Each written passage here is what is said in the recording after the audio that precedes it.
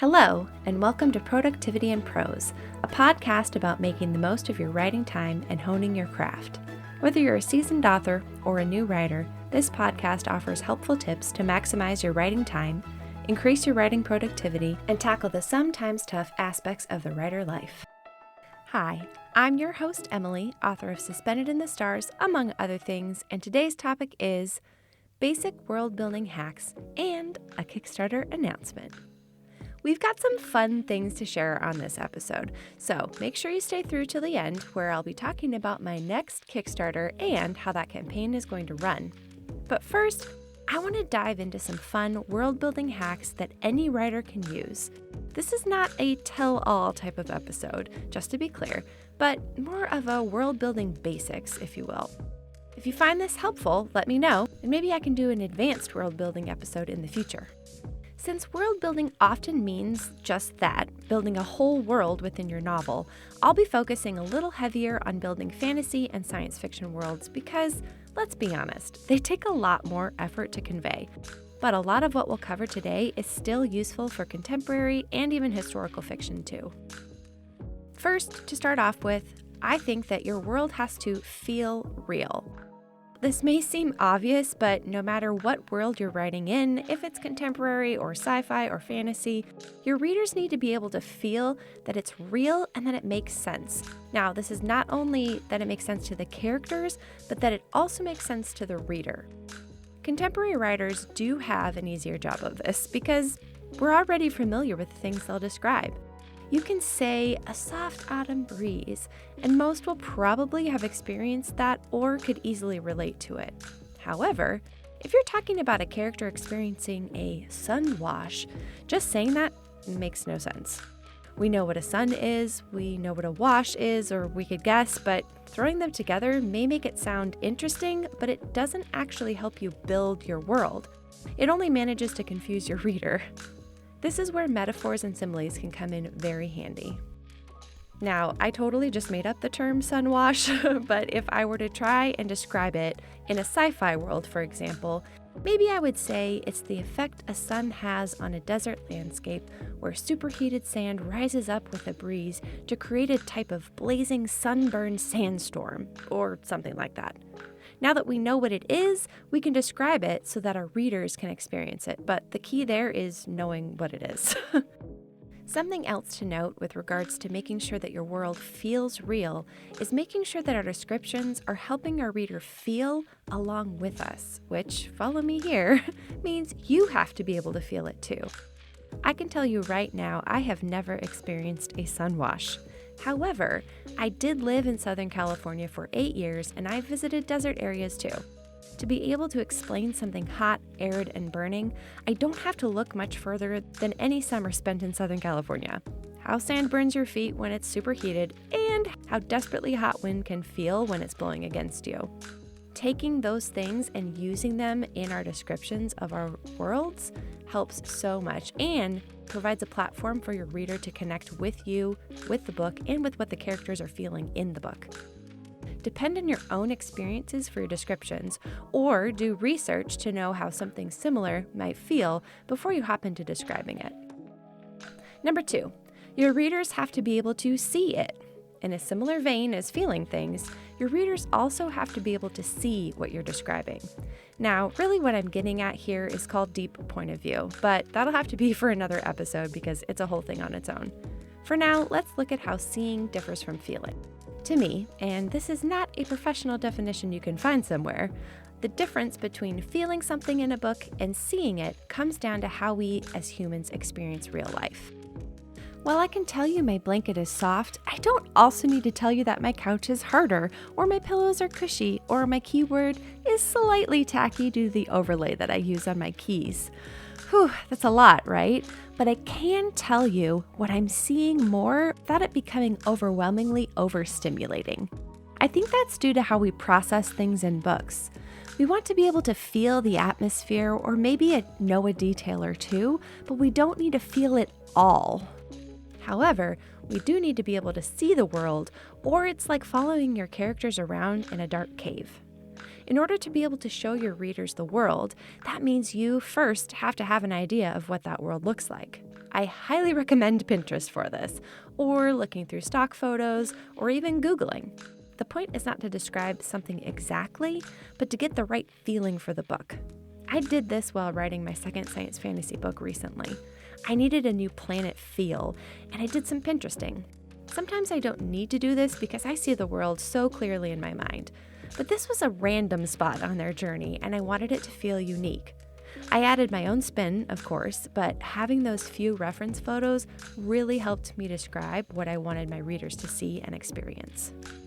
I think some of my favorite books who world build well drop you into the place clearly at the beginning. Yes, you can have an action hook and take your readers through a fast-paced scene, but fast doesn't mean vague. If you've got a character running through a forest, for example, describing the terrain versus saying forest will help us start to truly experience the scene itself. It's a delicate balance, though. And regarding that balance, a word about feeling and seeing in books. Too much physical feeling can be overwhelming, but just a touch adds atmosphere. The same is true for heavy-handed descriptions of the world.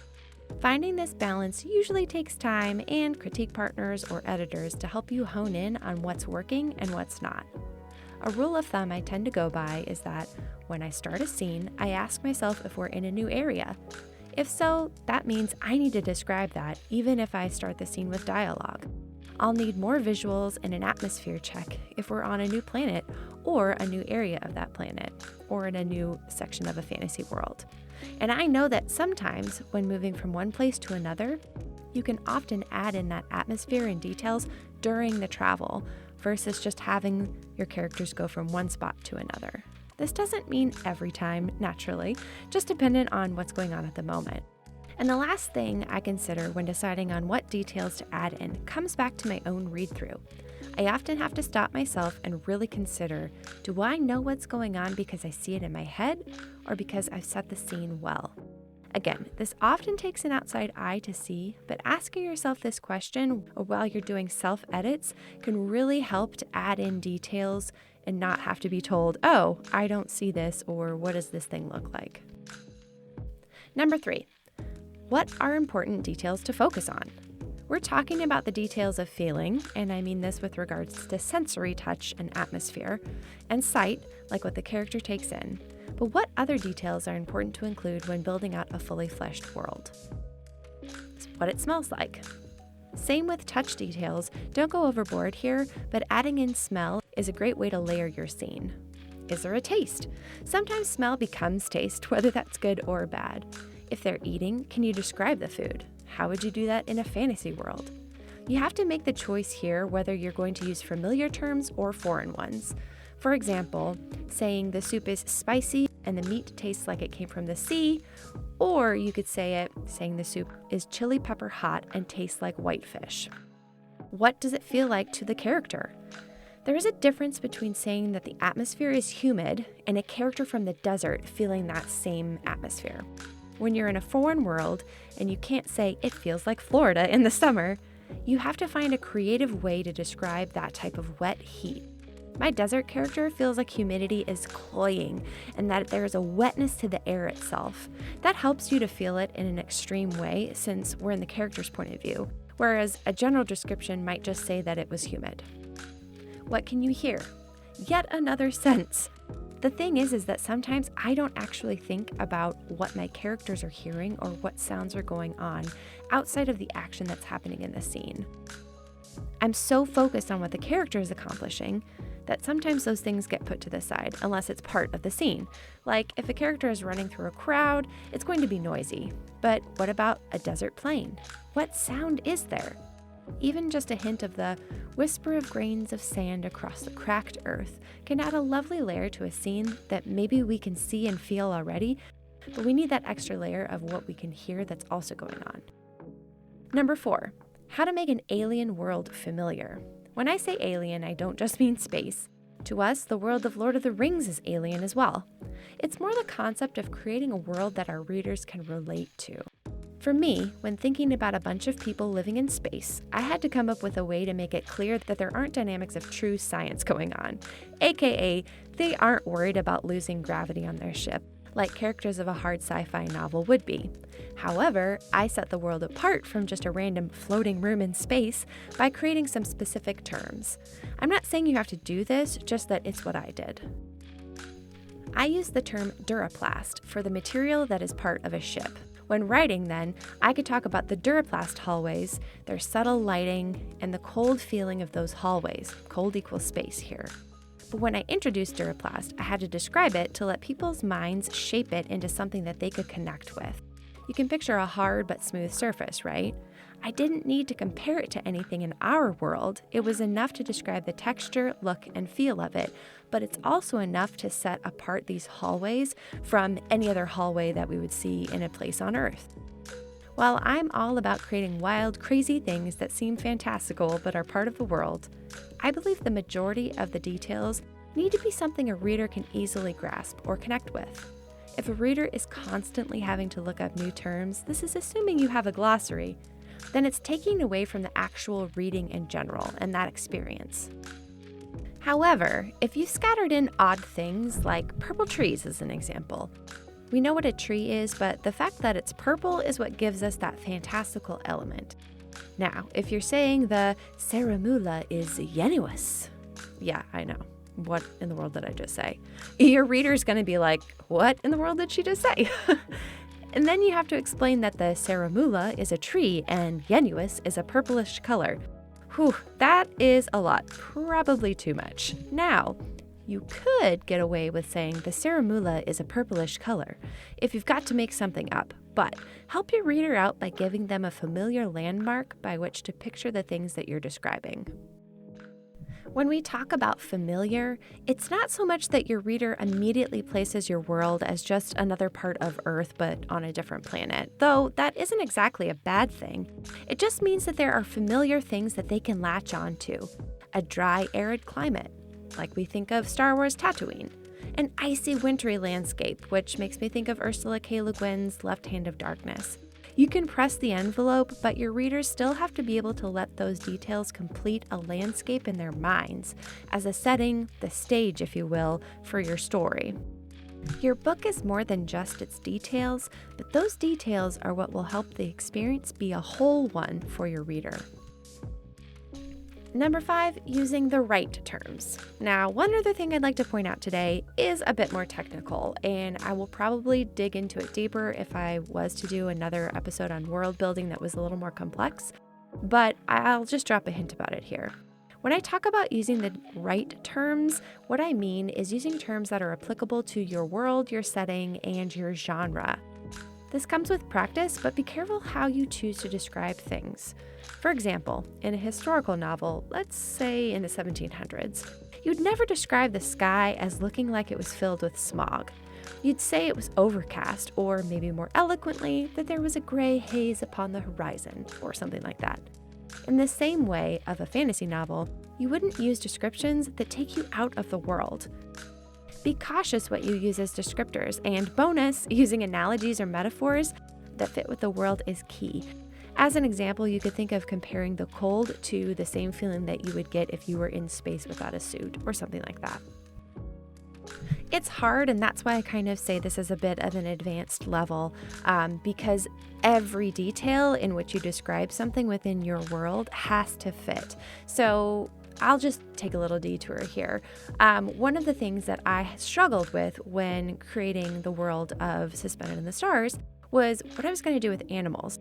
And I had to decide if I was to create a fun creature, for example, my Leonard, which to me is kind of like a lion, but way different.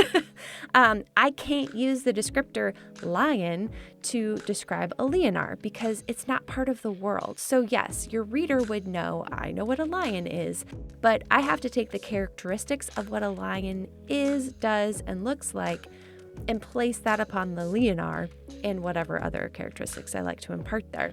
Another example is the Idus, which to me is like a two-headed dog. Well, again, I can't use dog, so I have to kind of draw to the characteristics. Now, I have 2 dogs, so what I did was think of how my dogs act, place that in the body of, a double-headed creature, and then describe it like that. Like one head is happy and licking you on the face, while the other head is growling and, wants to play tug of war. Okay, that makes you think of a dog, right?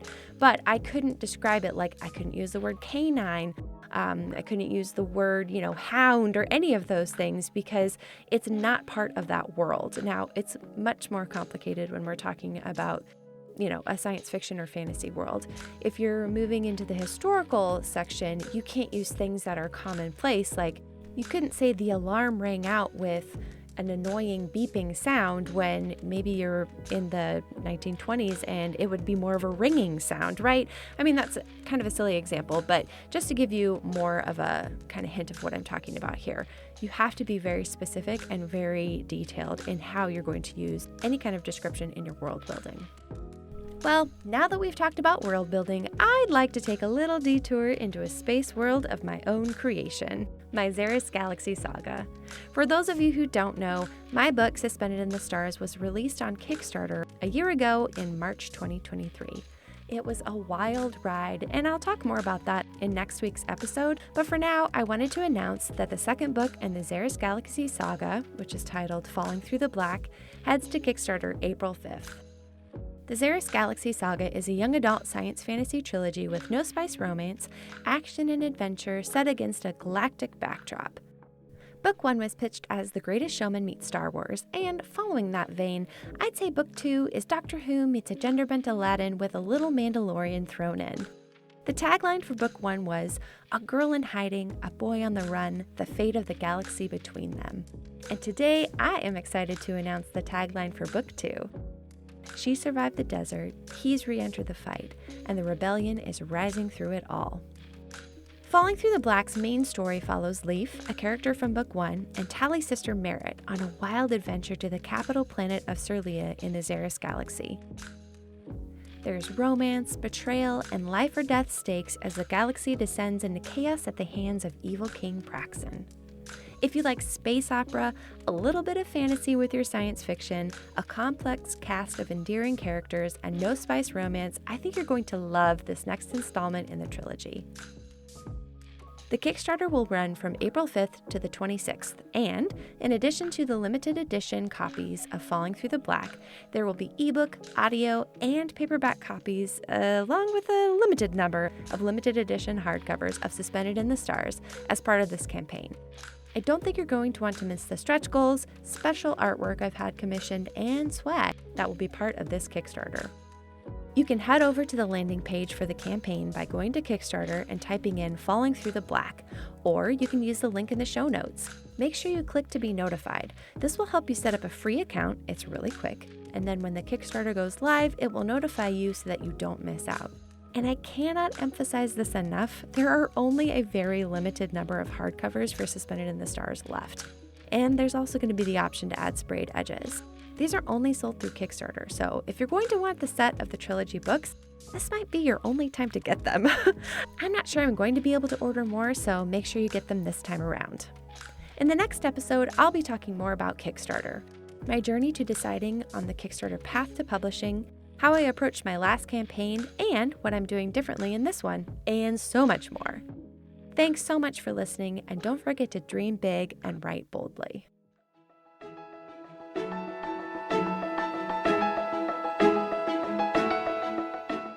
If you enjoyed this episode and you'd like to help support the podcast, please subscribe and leave a rating and review. If you're looking for more writing inspiration, community, craft tips, and behind-the-scenes content, consider joining the EAH Coalition on Patreon with various levels of free and paid support. You can also connect with me on Instagram at CreateExploreRead and find out more about me, my books, and my design business on my website, eahcreative.com. Productivity in Prose is an EAH Creative production.